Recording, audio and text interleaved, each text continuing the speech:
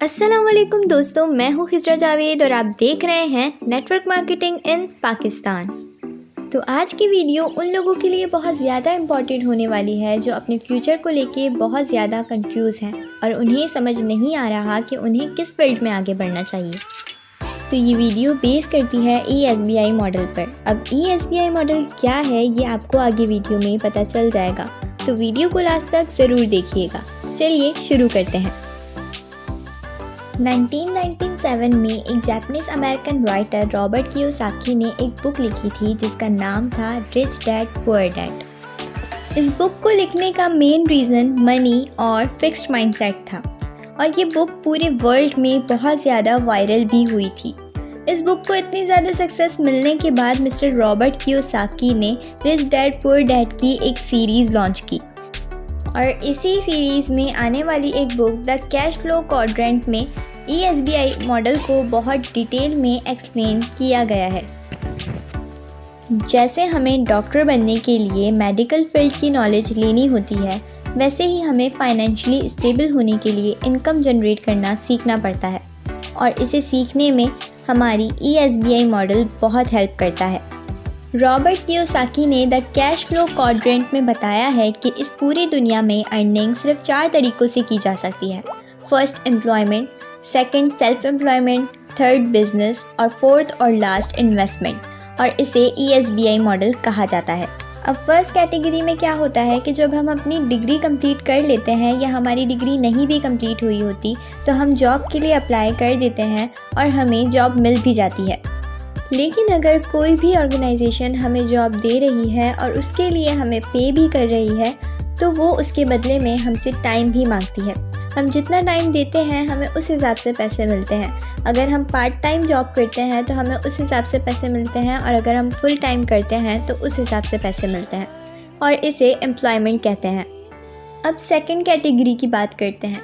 Second category में आप किसी के पास जॉब नहीं करते लेकिन आप खुद के बॉस खुद ही होते हैं। जैसे अगर कोई पर्सन किसी सुपरमार्केट में वर्क करता है तो वहाँ वो एज एन एम्प्लॉय वर्क करता है, लेकिन अगर वो खुद की कोई शॉप ओपन कर लेता है तो वो उसका अपना काम होता है, यानी वो सेल्फ एम्प्लॉयमेंट कर रहा है। इसी तरह अगर कोई टीचर किसी स्कूल में टीचिंग करती है तो मतलब वो E कैटेगरी में फॉल करती है, और अगर उन्होंने अपनी कोई एकेडमी ओपन कर ली है तो वो S कैटेगरी में फॉल करती है, मतलब वो पढ़ाएंगी तो पैसे आएंगे और अगर वो नहीं पढ़ाएंगी तो पैसे नहीं आएंगे। एम्प्लॉयमेंट में भी यही होता है, लेकिन दोनों में फ़र्क सिर्फ इतना है कि एम्प्लॉयमेंट जॉब होती है और सेल्फ एम्प्लॉयमेंट खुद का काम। अब थर्ड कैटेगरी की बात करते हैं। थर्ड कैटेगरी में बेसिकली होता ये है कि आप प्लान करते हैं और उस पर वर्किंग आपकी टीम करती है, यानी आपका काम सिर्फ आइडिया देना होता है, यानी आप सिर्फ आइडिया देंगे और प्रोजेक्ट देंगे और उसको एंड करना, उस पर काम करना आपके सिस्टम का काम है और प्रॉफिट आपको मिलता है और इसे बिज़नेस कहते हैं। लेकिन आपको मैं एक बात क्लियर कर दूं कि सेल्फ एम्प्लॉयमेंट कोई बिज़नेस नहीं है। बिज़नेस में आपके पास टाइम फ्रीडम होता है, आप काम करें या ना करें आपको अर्निंग होती रहती है, लेकिन सेल्फ एम्प्लॉयमेंट में आपको काम करना ही करना है। कुछ लोग समझते हैं कि सेल्फ एम्प्लॉयमेंट और बिज़नेस सेम होता है। अब बात करते हैं फोर्थ एंड लास्ट कैटेगरी की। फोर्थ कैटेगरी में आप एज एन इन्वेस्टर किसी बिज़नेस या फिर किसी काम में इन्वेस्टमेंट करते हैं और उससे आपको प्रॉफिट होता है।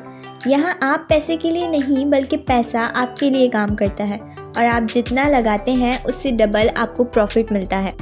आपको ये जान के हैरानी होगी कि इस दुनिया की 90% पॉपुलेशन E और S कैटेगरी में फॉल करती है और बाकी बची 10% पॉपुलेशन B और I कैटेगरी में फॉल करती है, और इस दुनिया का 90% पैसा भी इन्हीं 10% लोगों के पास है और बाकी बचे 10% पैसे के लिए E और S कैटेगरी में फॉल करने वाले लोग पूरी ज़िंदगी मेहनत करते हैं। और आपको पता है ऐसा क्यों है?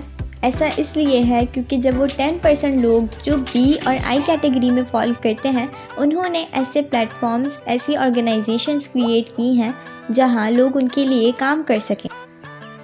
इसीलिए जब उन 10% लोगों के लिए 90% E और S कैटेगरी में फॉल करने वाले लोग काम करते हैं और उन 90% लोगों का टाइम मल्टीप्लाई होके उन 10% लोगों के पास जाता है तो उस टाइम के साथ साथ 90% पैसा भी उन्हीं के पास जाता है। अब अगर आपको अपनी लाइफ में कुछ बड़ा करना है तो सबसे पहले तो आपको ई और एस कैटेगरी से निकलना होगा। लेकिन कैसे? क्योंकि अगर अभी मार्केट की बात की जाए तो मार्केट की हालत हम सबको पता है। अपना कोई बिज़नेस स्टार्ट करना भी रिस्क फ्री नहीं है और कहीं पैसे इन्वेस्ट करना भी, क्योंकि इस टाइम बहुत कम लोग बिज़नेस और इन्वेस्टमेंट में सक्सेसफुल हो रहे हैं।